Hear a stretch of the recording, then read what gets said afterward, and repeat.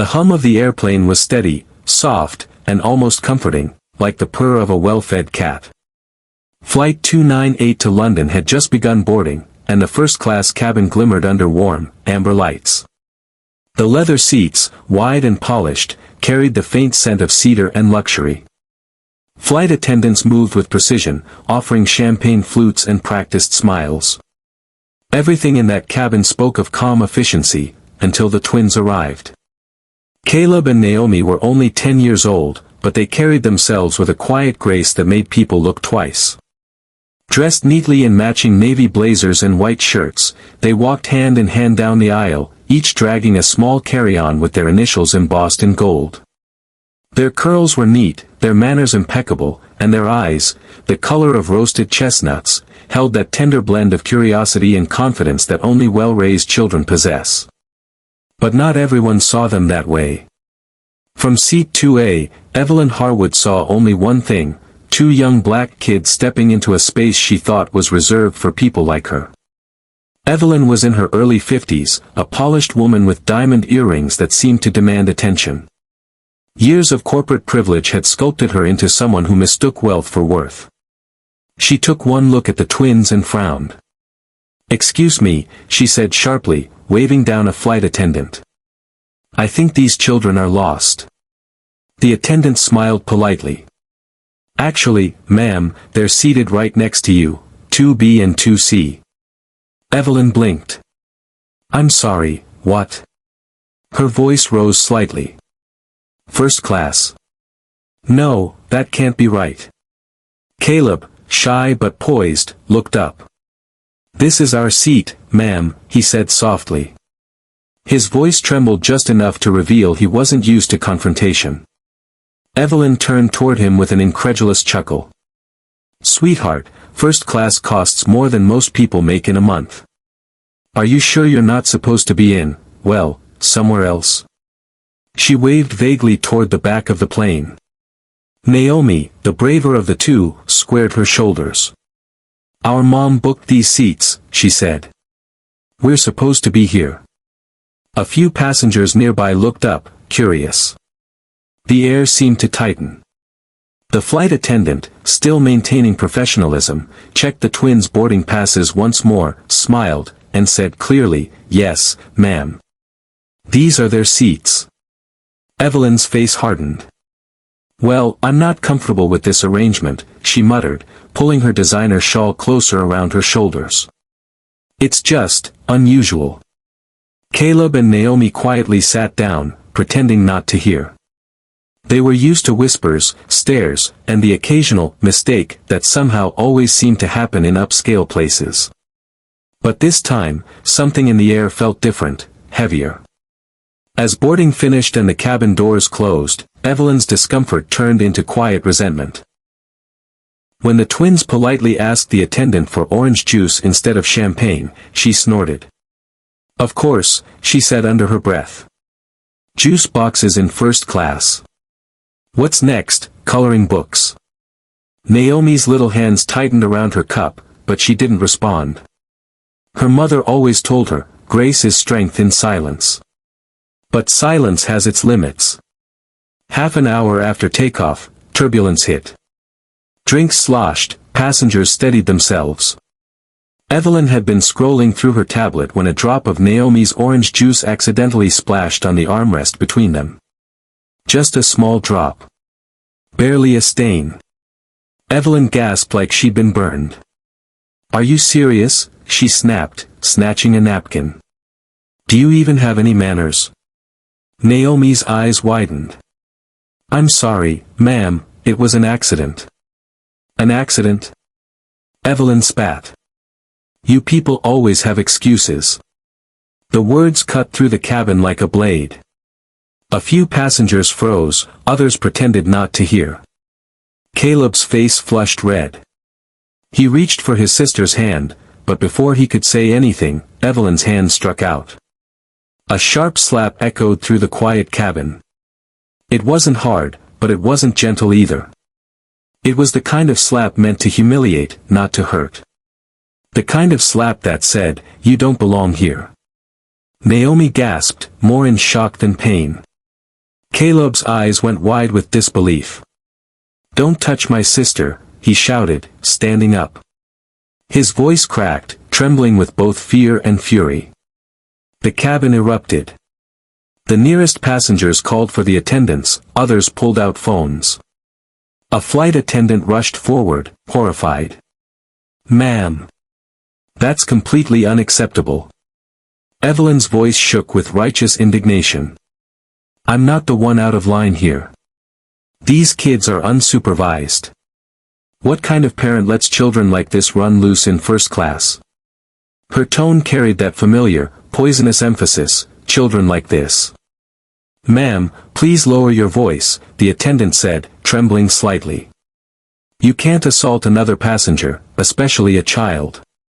"Then move them," Evelyn hissed. "Before I file a complaint with corporate.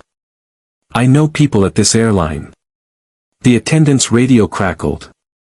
"Copy that," a voice said on the other end. "Inform the captain. We have an incident in first class.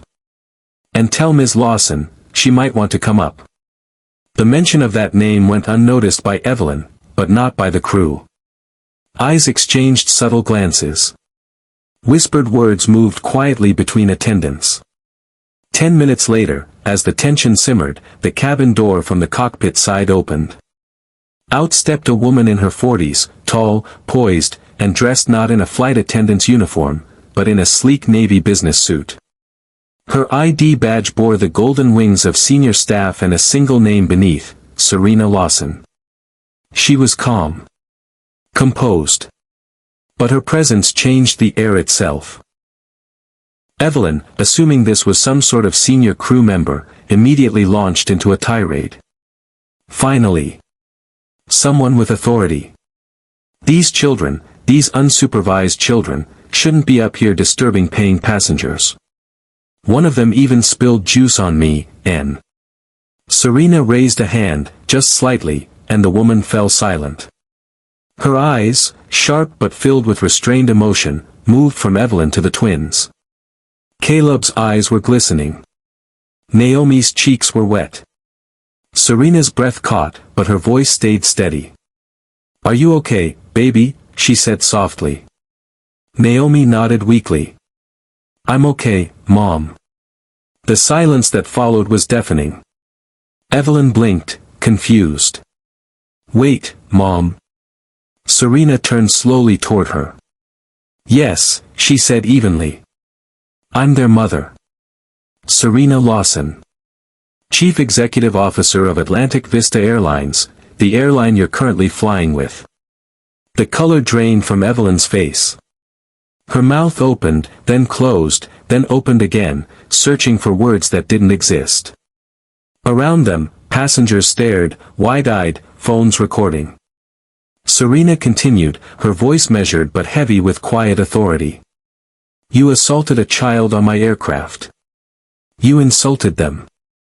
You made assumptions based on nothing but the color of their skin. And you did it, in first class, my first class." The words landed like thunder. Evelyn stammered, I didn't know." "That's the problem," Serena cut in. "You didn't ask. You didn't care. You thought money and privilege gave you the right to decide who belongs." Her tone was still calm, but behind it was the power of every mother who's ever had to defend her child from injustice. Evelyn's eyes darted around the cabin, desperate for sympathy. None came. Even the other first-class passengers, her peers, looked away in quiet disgust. Serena crouched beside Naomi and gently wiped her cheek. "You did nothing wrong," she whispered. "Never let anyone make you feel small for being who you are." Then she stood, her gaze cold as glass. "Ma'am, you'll be moved to the back of the plane until we land. Upon arrival, airport security will meet you. And you will be banned from all future flights with this airline." Evelyn tried to protest, but the words tangled in her throat. The attendants guided her away, her expensive scarf dragging behind like a flag of shame. As the cabin settled, Serena returned to her children. Caleb whispered, "You didn't have to come up here yourself, Mom. Serena smiled faintly. Yes, I did. Because some lessons shouldn't be left to strangers. She kissed his forehead, then looked out the window. The sky beyond was a deep, endless blue, quiet, free, and vast. And for the first time that day, it felt like justice had wings. The hum of the engines filled the silence left behind by Evelyn's departure. It was strange, how quickly chaos could fade into calm, how easily dignity could return when respect was restored. But the damage lingered in the air, invisible but heavy, like the scent of smoke after a fire. Naomi sat quietly, tracing her finger along the airplane window, watching clouds roll beneath her like waves. Her reflection stared back, small, thoughtful, a little shaken. Caleb sat beside her, arms crossed, trying to look braver than he felt. He hated crying, but his eyes still burned. Serena, seated beside them now, took a deep breath. Her mind was still racing. She'd handled hundreds of crises as CEO, budget disputes, PR scandals, operational emergencies, but this was different. This wasn't a corporate crisis. This was personal. Her children were her world, her pride, her light, her reason for pushing through glass ceilings built to keep women like her out. And yet, even after everything she'd achieved, this incident reminded her that no title, no wealth, and no success could fully shield them from ignorance. Serena watched Naomi's reflection in the glass. You know, she said softly, when I was your age, I used to dream about flying. I used to sit on our porch in Birmingham and watch the planes overhead, thinking, one day, I'll be up there. Naomi turned toward her, eyes curious. Did anyone ever tell you you couldn't? Serena smiled faintly. All the time. People said girls like me weren't supposed to dream that big. That we didn't belong in cockpits or boardrooms. But your grandma used to say, baby, if they can't see your worth, don't shrink, shine brighter. Caleb leaned forward, his voice small but firm. So when that woman hit Naomi, you weren't scared? Serena hesitated. The truth was, she had been furious. Not the kind of rage that yells or breaks, but the deep, cold kind that burns behind your ribs. She exhaled slowly. I wasn't scared, sweetheart. I was disappointed. Because it means the world still has a lot of learning to do. She reached for their hands. But you both handled yourselves with grace. That's strength. That's how we change things, by refusing to become what hurt us. From the seats nearby, a gentle voice spoke up. It was a middle-aged man with a kind face and silver hair. Ma'am, he said quietly, I just want to say. I've flown this airline for years. I've never seen anyone handle a situation like that, with that much composure. You taught us all something today. Serena nodded with quiet gratitude. Thank you, she said. Sometimes leadership isn't about policy, it's about protecting what's right. Naomi's small fingers tightened around her mother's. She whispered, will that lady be okay? The question caught Serena off guard. After everything, her daughter's first thought was compassion. She'll face the consequences, Serena said gently. But I hope she learns. People change when they're forced to see who they've become. The rest of the flight passed in a hush of reflection. The twins eventually drifted off to sleep, their heads resting on each other's shoulders. Serena watched them, feeling that familiar ache only mothers know, the ache of both love and fear. She opened her laptop quietly, writing a note to herself, a message she'd later send to the airline's board. Diversity and dignity aren't just slogans. They're the standards by which we measure our humanity. Training, awareness, and empathy must be woven into every level of service, not just for our passengers, but for the world we fly through. When the plane finally began its descent into London, the sky outside blazed orange and gold, the kind of sunset that looks like redemption painted across the heavens.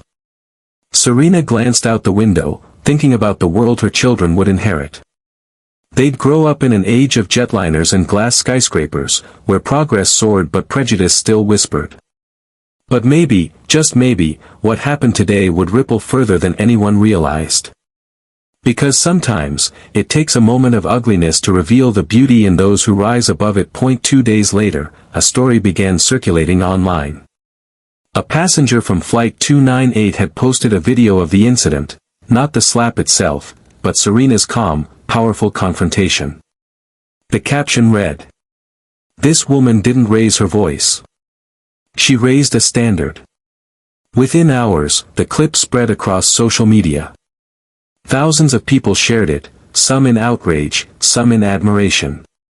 Serena's poised words, "You thought money gave you the right to decide who belongs," became a rallying quote for news anchors and online forums alike. The airline released an official statement reinforcing its zero-tolerance policy for discrimination. But it was Serena's personal note, posted from her verified account, that touched millions. "My children should not have to earn respect before they receive it. They are 10 years old. They belong wherever kindness exists. That's the world I'm building for them, and I hope you'll help me build it too."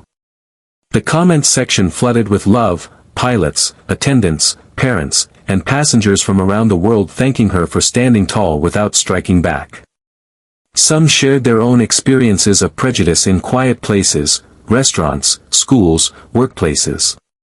Evelyn Harwood, the woman who'd started it all, disappeared from public view for weeks. But months later, she sent a handwritten letter to the airline's headquarters, addressed directly to Serena Lawson. It was short, clumsy, but honest. "I don't expect forgiveness. But I do want to say I'm sorry. You showed me what grace looks like, and I saw how far I've fallen from it. Thank you for giving your children what I never learned to give, respect." Serena read it quietly, folded it, and placed it in a drawer. Not as a trophy, but as a reminder, that even the smallest change in one heart can echo across 1,000 skies. Later that evening, she stood on her balcony, watching a plane cut through the twilight. Somewhere out there, thousands of passengers were suspended between two cities, two worlds, two chances to be better. And as the engines roared against the dying light, Serena whispered to herself, "The sky remembers everything, but it also forgives."